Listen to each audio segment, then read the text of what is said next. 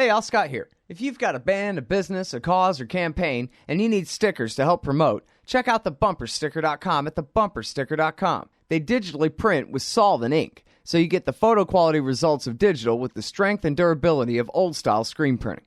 I'm sure glad I sold thebumpersticker.com to Rick back when. He's made a hell of a great company out of it, and there are thousands of satisfied customers who agree with me, too. Let thebumpersticker.com help you get the word out. That's thebumpersticker.com at thebumpersticker.com. All right, y'all, Scott Horton Show. Check out the archives at scotthorton.org. About 4,300 and something interviews going back to 2003 for you there. Almost all anti-war stuff. 10 years of anti-war radio right around now. scotthorton.org. And then also everything gets posted first over at libertarianinstitute.org/Scott Horton Show. So check that out. And, of course, I'm screaming at you on Twitter all day long. At Scott Horton Show as well. All right, introducing good old Jon Schwarz from the old Tiny Revolution blog. That comes from a great George Orwell quote. And now he's a blogger, writer, maybe reporter too, I'm not sure, for the Intercept, and a very favorite writer of mine. This article is called, "Why Do So Many Americans Fear Muslims?" And then he goes ahead and answers it for you. I'll ruin it. Decades of denial about America's role in the world. Welcome back to the show, John. How are you? Hey, it's great to be back. We've been talking about this stuff now for 15 years. Yeah, man. I really think that you should only write this article over and over again every day from now on. Because, well, I don't know. I think this is the only argument that matters. I think, basically every other facet of the entire damn terror war, and you could throw in Iran and Hezbollah and every part of the whole America's war for the greater Middle East, it all comes from premise one of those planes came out of the clear blue sky that day. You saw them with your own eyes.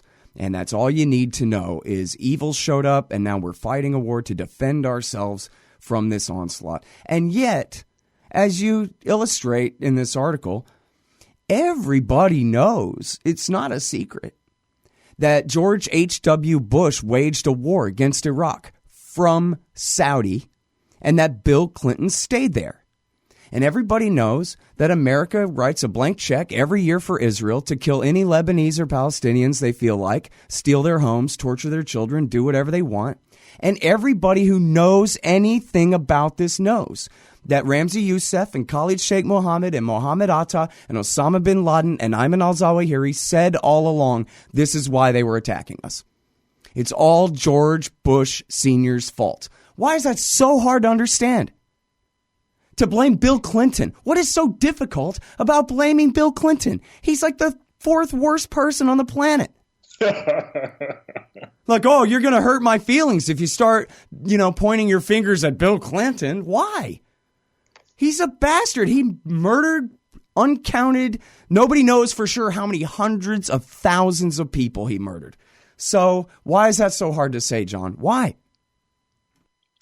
Well, you may know that when the commissioners of the 9/11 report wrote their own book after the report came out, that they discussed their trouble getting any kind of mention of U.S. foreign policy into the 9/11 into the official 9/11 Commission report. Then in their book afterwards, they explained why.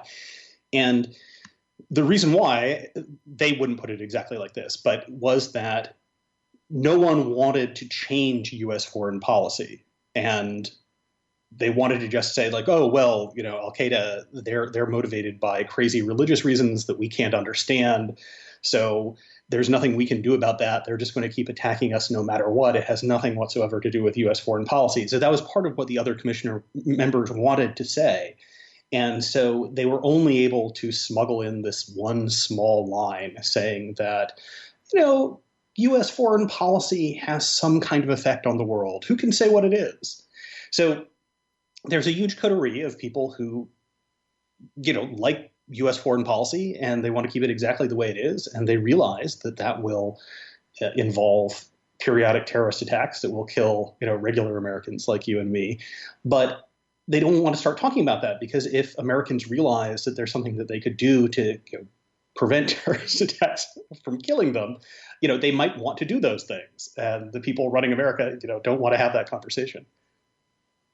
Yeah, well, simple as that. There you go. And you have the great quote in here. It's also in my book, but I went and found the original myself in the Weekly Standard. Thank you very much.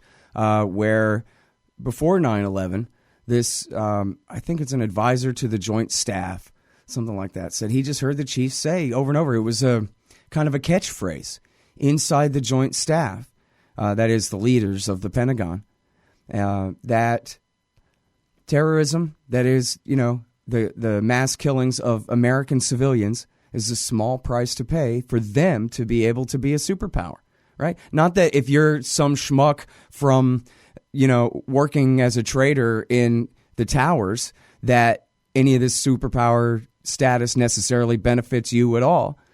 But, generals get promotions based on it, so it's good for them at least, Right. We're the small price. Right. Eric Alterman at The Nation said the same thing about support for Israel. He said, look, the fact is they were motivated by support for Israel. And I'm not saying that we should stop supporting Israel because of that. I'm saying, damn it, if that's the price we have to pay, then I'm willing to pay it. But of course, nobody killed Eric Alterman on September 11th. No one in his family died in Iraq War II based on the excuse of September 11th. That's a price he's willing to pay to support Israel? Really? Yeah, no, I would say I actually respect Eric Alterman for being that straightforward about it and that honest about it. And that's the conversation that actually Americans should have, because maybe Americans are like, well, I love supporting settlements in the West Bank, and I love having lots of wars around the world, and I love drone strikes, and I love the fact that there's tons of money being spent on generals flying around in fancy planes all day long around the world to run our empire. Like maybe regular Americans would say, it's worth it. Like I don't mind dying in terrorist attacks for that. That sounds like a super great deal. And so I respect Alterman for being straightforward about it. As I say, like that's the kind of conversation we have to have, where people say that and then we're like, okay, is it worth it to us? Yeah. Well, and see, always gets me in trouble too, because well, I'm sure it gets you in trouble too, is because the entire counter argument to they hate us because we're so white and Christian and innocent and free and wonderful is, nuh-uh, Dick Cheney and or just Mossad did it, and there is no Al-Qaeda, and the whole thing's a fake, and the whole thing is just an excuse. And that really, doesn't leave as much room for, no, it was Al-Qaeda that did it, and they did it because of Ariel Sharon. And they did it because of Bill Clinton and Hillary Clinton and the bad decisions that they made, and the gloating that Madeleine Albright engaged in, and et cetera, et cetera. So the truth is that bin Laden was the conspiracy master, and that George Bush and Dick Cheney, and for that matter, Barack Obama, worked for him. And they've been serving the interests of America's enemies this whole time.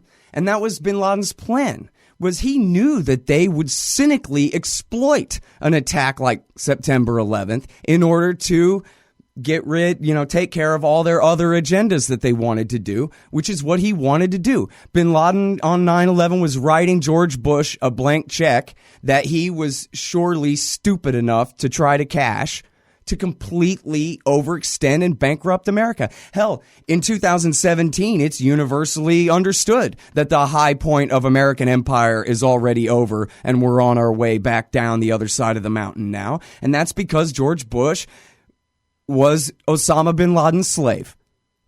Even though everybody on this side says, no, it was bin Laden worked for George Bush. That obscures the fact that it worked perfectly. Yeah, I prefer to see it as not that George Bush was bin Laden's slave, but that they were friendly collaborators. And they both got something out of it that they wanted. And in the end, it didn't turn out to be that great for bin Laden personally, but he could never have imagined that the United States would, weaken itself to this degree, as you say. At the same time, Bush and the neoconservatives could never have imagined that, the Mideast would be in such incredible turmoil. Like, this is far beyond anything that they ever had in mind. Sure. So, well, except maybe Ladine. yeah, that's true. The boiling cauldron. He saw things more clearly than the people in the White House. But anyway, So it's a very straightforward, clear story, and it's incredible that even 16 years later, no one can talk about this. And you may remember that Ron Paul in one of the presidential debates, one of the first ones in 2007, brought this up, and Giuliani went crazy. It was like, I've never heard anybody say anything that bizarre. Right.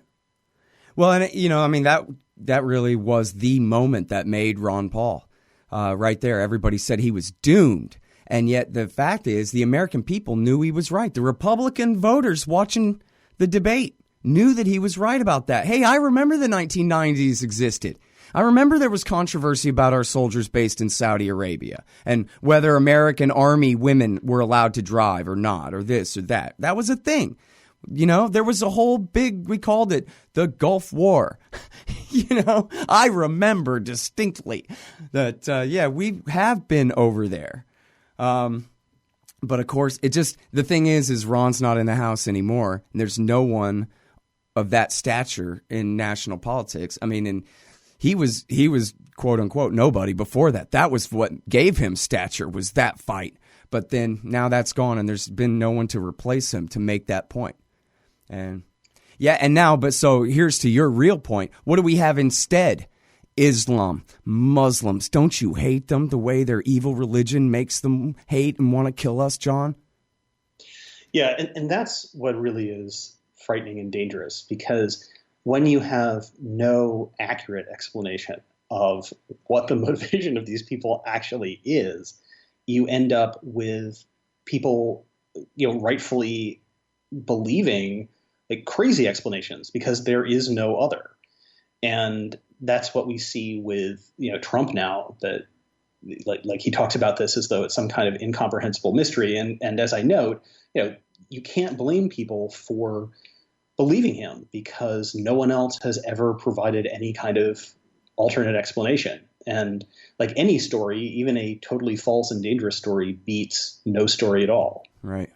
Hey, I'll check out the audiobook of Lew Rockwell's Fascism versus Capitalism, narrated by me, Scott Horton, at audible.com. It's a great collection of his essays and speeches on the important tradition of liberty. From medieval history to the Ron Paul Revolution, Rockwell blasts our statist enemies, profiles our greatest libertarian heroes, and prescribes the path forward in the battle against Leviathan. Fascism versus Capitalism by Lew Rockwell for audiobook. Find it at Audible, Amazon, iTunes, or just click in the right margin of my website at scotthorton.org. Well, and at least Obama knew that he knew what the truth was. We knew he knew what the truth was, not that he would ever admit it or change policy based on it. Although, I guess, no, that's not really true. To some degree, he took a more of a hands-off role. I think he listened to Robert Pape when Robert Pape said, combat forces on the ground, that's what drives them really nuts. He said, okay, let's just bomb them then, this kind of thing. So, but with Donald Trump, he really doesn't know, John. Nobody's, and even if he does, he's got the kind of brain that, if part of him knows this really is all George Bush and Bill Clinton's fault, that the Mujahideen used to be our friends back in the Reagan years, which wasn't so long ago to a 70-year-old, that the other part of him that knows that it's because they're Muslim and evil, because that's what all good American right-wing patriots think, probably overrides that. They don't. Those two thoughts in his mind, I don't think really come into conflict necessarily. So he might even read your article and then still say, yeah, we got to crack down all the Muslims till we figure out what's going on around here, or just this kind of thing, because, well, he's just not that rigorous a thinker, And I don't think, what are the chances that McMaster's going to sit him down and explain that this is all George Bush Sr.'s fault? That it's his fault, actually, the hero of the first Gulf War, McMaster, Yeah, that's super unlikely. I think it's fair to say that Donald Trump, as you put it, is not a rigorous thinker. And I am curious about what will happen with McMaster. Like he does seem to be an unusually honest member of the U.S. foreign policy elite. So I can't imagine that he's going to last more than a week or so of the Trump administration. Well, that's what they keep saying, is how honest he is. I mean, it seems like his honesty extends to things like, yes, sir, Mr. Bush, we really need to double the war in Iraq to win it. When, in fact, that was the worst thing they could have done, was his and Petraeus' surge there.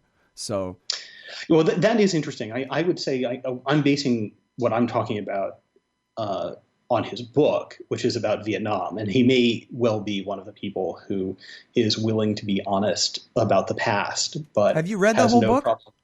No, I have not. Oh, but I have read some of the more significant segments of it. And it is impressive that you have someone who is serving at a high level in the U.S. military being willing to say straightforwardly, the politicians were lying, the Pentagon was lying, everyone was lying. Yeah. Now, as I say, it may be that he's somebody who is willing to tell the truth about the past, but will be perfectly happy to participate in lies in the present. Even then, Barry McCaffrey was like, George Bush is doing this war all wrong, and I'm being brave and standing up to him. We need more Bradleys. And it's like, you Bradley salesman, son of a bitch, get off of my TV. You know what I mean? Like, I don't know. Anytime a general says something brave, I'm always waiting for the other shoe to drop. What's his conclusion? Is we should have bombed them harder. We should have fought them harder. We shouldn't have been namby-pamby about it. We should have doubled the Phoenix program, or we should have used A-bombs, or we should have, whatever. We should have become traffic cops and made them fall in love with us, or, their whatever ridiculous pretend strategy. See, the problem with the previous coin is it was just clear, hold, build. But now, see, we've added clear, hold, build, and transfer to this ghost army that we haven't really made. And so now it's so great. We're ready for global counterinsurgency now. G coin, even though they have no successes at all. Right? All they do is talk, these generals. And every time they say something brave, it's something like, we gotta stand up to Russia more. Or something horrible. Nothing brave at all. Let some brave army general come forward and talk about Wesley Clark's role in the Waco massacre. Right? Or something like that. Yeah, no, that is all true. I mean, the generals, it's also the case with Michael Scheuer from the CIA. Like, generally speaking, they will say, this really is because of our foreign policy, and we have to continue that foreign policy. So now we have to go all in and occupy the Middle East and maybe nuke it. I mean, and he used to say, just call it off, just call it off. But yeah, no, he got a lot worse. Yeah, so I agree with you. You do have to keep a very close eye even on the people who are being accurate, because it's often only the most militaristic people who feel that they have the ability and like the standing to be accurate. Right. Well, yeah, I don't know. So I guess we need to take stock, John, of, you have lots of great links in your article here to the Pentagon's Defense Science Board telling the truth here, or, a couple of studies here or there, But who of national political stature is willing to talk about this at all in that Ron Paulian way? Is there really anybody that I'm overlooking? Any Democratic senators who are willing to talk this way about, George Bush, and you know what, it is true, Bill Clinton too, their policies kind of got us into this mess. I mean, just that would be such a huge step forward, I think, if we could really... It would be, and I thought a lot about this and looked around as much as I could and could not find a single person. Bill Clinton is, in fact, I would say, as you put it, one of the worst people in the world, because it's not just that the sanctions that we had strenuously applied to Iraq killed hundreds of thousands of people, many of whom were children or very old. It's that, and this is something that no one ever talks about these days, those sanctions were not put on Iraq in perpetuity. The rules, according to the UN, was that those sanctions would endure until Iraq had been disarmed of any weapons of mass destruction. And we now know that Iraq had no real weapons of mass destruction after 1991, which is before Bill Clinton took office. Right. And we know, too, you and I both know, because of Scott Ritter, that the UN, which included the United States of America, knew, I mean, he was a Marine Corps captain himself. They knew for a fact that there were no weapons after 1991 as of 1995. Because after Hussein Kamel defected, Saddam Hussein panicked and ordered his people to turn over every scrap of paper in the whole wide world they could find to turn over, because he was going to be damned if Hussein Kamel was going to give them something that he hadn't also given them. He didn't want to get caught. He had already given them up. He'd already ordered 4 years ago to destroy every last bit of them. So he didn't want to get in trouble for something that he really wasn't doing wrong. And he gave them everything. And that's according to Scott Ritter himself, the head UN weapons inspector. They had nothing after 1991, and we knew that after 1995. And nonetheless, the sanctions were maintained, and people continued to die. So it's an incredibly ugly story, and yet it's one that 99% of Americans have no understanding of at all. Yeah. Well, and, it was in the Bush senior administration and in the Bill Clinton administration, too, where they made it very clear that regardless of what the law says that you just cited, that the sanctions were here for this purpose, to disarm Iraq, that no, in fact, we are going to keep the sanctions regime on until it convinces the people of Iraq to overthrow him. Even though the last time Bush, at the end of the war, had encouraged the Kurds and the Shia to rise up against Saddam and then betrayed them and let Saddam keep his helicopters and use the MEK to help kill 100-something thousand of them and betrayed them. So then after starving them and sanctioning them, they were supposed to get stronger and stronger in comparison to Saddam when they had their one chance and we backstabbed them. And well, I think it was an impossibility. It was an absurdity on the face of it. And yet they said the sanctions will stay until the people overthrow Saddam, which they clearly could not do. But let me defend the U.S. foreign policy establishment for a second here. They never wanted the regular people in Iraq to overthrow the government. That's why we betrayed them in the first place. Their hope was always that it would be some kind of military coup, and that's what we were hoping that the sanctions would provoke, and that then we would remove the sanctions and help our new friends who had conducted the coup. So. They weren't hoping for regular people to overthrow Saddam. They were hoping for a military coup that would replace Saddam and continue all the wonderful policies that Saddam had during the 80s when we elected him. Boy, I bet they wish they'd stuck with that now instead of invading and fighting a whole civil war for the Iranian side. Yes, I guarantee you that there have been classified papers written, within the Pentagon, imagining how much nicer the world would be. Well, it's just like with Iran when we overthrew Mossadegh, and people, 50 years later were like, oh God, I wish we could have him back now. Yeah. Well, and of course, especially when they had gone ahead and encouraged the Ayatollah to do the revolution in 1979. The Shah was dying anyway. His regime was basically done anyway. So they're like, yeah, we can work with Khomeini. He's all right. He helped us overthrow Mossadegh back in 1953. We know him. And so they put him on a plane. They told the French, yeah, go ahead, put him on a plane, send him home. It wasn't until wasn't until they let the Shah into the country. David Rockefeller and Zbigniew Brzezinski convinced Jimmy Carter to let the Shah into the U.S. for cancer treatment. That's what caused the riot and the seizing of the hostages at the embassy and the breakdown in relations there. People conflate all those things together like it all happened in one day, but not quite. And this is something that's extremely unpopular that I don't think anyone is going to compliment me for saying. But I suspect the day will come when there'll be people in the Pentagon who will be like, I wish we had Osama bin Laden back. Now there was a reasonable man with whom you could negotiate. like bin Laden, while extremely dangerous, and I was here in New York to see what he was capable of in 2001, was not like ISIS. And this is something I mentioned at the end, where what you have when you invade a country and bomb it for years. In the case of Iraq, when you support the Iraqi government, like torturing Sunnis to death with power drills, you get crazy, crazy, crazy political reactions. And that's what ISIS is. People don't understand that for regular Sunnis in Iraq, ISIS is very frightening, but it's a tiny bit less frightening than the government of Iraq, which, as I say, engaged in just the craziest, most brutal form of torture.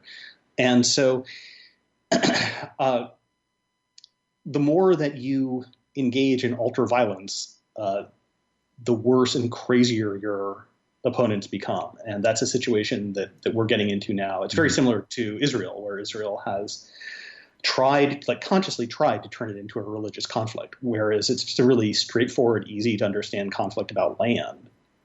Right. Well, I think the real problem one of the real problems that we face, other than denial of the last decade of the 20th century, is that the real prescription here is just quit. There is no actual better rewrite of the counterinsurgency manual that actually would get the job done in Afghanistan, in Western Iraq, in Eastern Syria, in North Africa. What we need is Ron Paul up there to call off the entire empire and say that, yes, there's going to be a civil war continuing in Afghanistan and wherever the hell else. It's just that now we won't be part of making it worse. Right? There's no panacea for the Middle East is going to fix itself and Central Asia is going to fix itself and everything's going to be just fine if we leave. But we won't be the ones making it worse anymore because, you have to basically say you can't do it. The most powerful country in the history of the world, the leaders of the world can't do it. They can't win. There is no government of South Vietnam that we could create that the people will support enough to maintain their independence from the North. It's just not going to happen. It's the same thing here. It's not going to come out with any kind of last few loose ends tied up. We have to just quit. But in this real world, just quit? Just withdraw from the entire Middle East and just say, yes, it's true that because of Bush and Obama and now Trump, there are 10,000 or 20,000 bin Ladenites where before there were 200. But now we're going to call it off and we're not going to do anything about those last few 10,000 guys. I mean, it's impossible. Who could possibly do that at this point? As Hillary Clinton said, when you find yourself in a hole this deep, you've just got to grab a shovel and keep digging out. That's it. Yeah. And we've created the kind of dynamic that you see in Israel where they will do things that are sort of modest steps forward, sometimes, occasionally. And because they refuse to actually solve the real problem, attacks continue and people are like, oh, well, you see, we did one minor good thing and yet the attacks continued. So that means that we've got to go back to our super crazy plan. Right. Our super crazy plan that we'd enacted before and rescind all the minor good things that we did. And so as you say, I mean, that's the dynamic that we're in now. And it's the dynamic, like if Israel were to finally withdraw from the West Bank and remove the blockade that it's imposed on Gaza and had done everything that it should have done back in 1967, after 50 years of killing Palestinians, there is going to be still some residual anger about that. And we're in the same situation now. Right. If we, as you say, if we were to withdraw from the Middle East, there almost certainly would be some continuing attacks on us, many, many, many, many, many fewer, but there would still be some. And then people would say, well, you see, now we've got to, we've proven that doing the right thing doesn't work. So it's a terrible dynamic. And all you can do is try to do the right thing sooner rather than later. Yeah. Well, I'm writing a book about Afghanistan. And at the beginning, I cut out all the stuff about the motive. Like I left in the strategy, But I cut out all the stuff about the motive because, like, man, I'm really kind of going on and on and on about Israel here when this is supposed to be a book about Afghanistan, you know? But I think I have to put it all back in because I think that this is the most important argument in the whole country about the most important issue of all. The very basis of the war is that the 1990s didn't happen. And my argument is, they did too. Yeah. And so, I mean, I think that's the most important argument that I have to make. So I guess I have to put it all back in, and I just hope that my audience will be patient. That when's he going to get back to Afghanistan here? I don't know. So the argument of your book is that the past actually did happen? Yes. I mean, the thing is, to prove that, it's going to take, a couple of chapters to really demonstrate that there is such a thing as history before that day, Yeah. But yeah. And I'm really not sure how much I can try. I'm not going to put all the Iran and Iraq war stuff back in. I mean, anyway. I cut out a ton. I got to put back at least some of it. But I am kind of worried. Like, if you buy a book about Afghanistan, you don't want to spend that much time talking about bin Laden's motive that all has to do with things taking place, 700 miles to the west of Afghanistan. You know what I mean? I'm not sure. Yeah. Anyway, it's your interview, and now I'm talking about my book with you. Well, I mean, I look forward to seeing it because, unfortunately, everything is connected, and it's very, very difficult to sort out, what is not important from what is. And it is actually true that Israeli history, that the Iran-Iraq War, all of that did affect Afghanistan. In fact, the overthrow of Mossadegh in Iran, that affected Afghanistan. If that hadn't happened, The Soviets probably would never have invaded Afghanistan. Right. So it's history is a nightmare, is what I'm saying. Yeah, and the only reason Saddam invaded Kuwait was because they were ripping him off, and he was trying to pay back his war debts to Saudi Arabia and Qatar, and UAE. So, yeah, whole thing is, it's a big Reaganite mess. I tell you, we're in it. We're still living it. Well, listen, I mean, I think this is such an important article. I made it the spotlight on antiwar.com the other day. I hope that everyone will look at it and put it on your Facebook and your Twitter and show it to your right-wing uncle and be like, remember how much you hate Bill Clinton? All right, let's see if we can blame him before we get to Mohammed for just a second. Why don't you entertain the possibility that this is that SOB's fault and not, this entire religion itself? After all, there's more than 1 billion Muslims in the world. If Islam made them all terrorists, then we really would be in the middle of a world war right now, wouldn't we?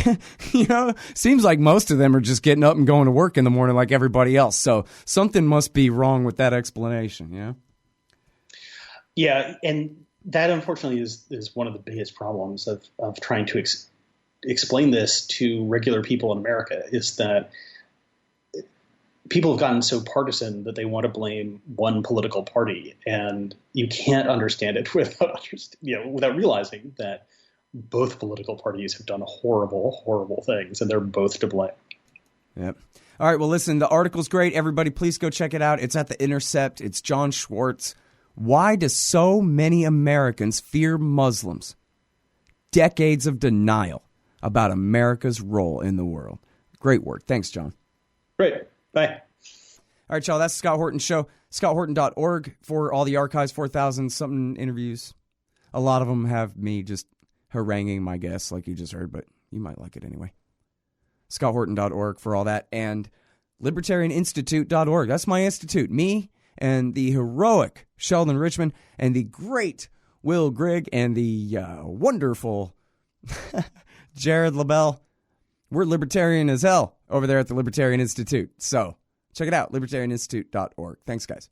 Hey, all, Scott here. On average, how much do you think these interviews are worth to you? Of course, I've never charged for my archives in a dozen years of doing this, and I'm not about to start. But at patreon.com/Scott Horton Show, you can name your own price to help support and make sure there's still new interviews to give away. So what do you think? 2 bits? $1.50? There are usually about 80 interviews per month, I guess, so take that into account. You can also cap the amount you'd be willing to spend in case things get out of hand around here. That's patreon.com/Scott Horton Show. And thanks, y'all. This part of the Scott Horton Show is sponsored by Audible.com. And right now, if you go to audibletrial.com/Scott Horton Show, you can get your first audiobook for free. Of course, I'm recommending Michael Swanson's book, The War State, The Cold War Origins of the Military-Industrial Complex and the Power Elite. Maybe you've already bought The War State in paperback, but you just can't find the time to read it. Well, now you can listen while you're out marching around.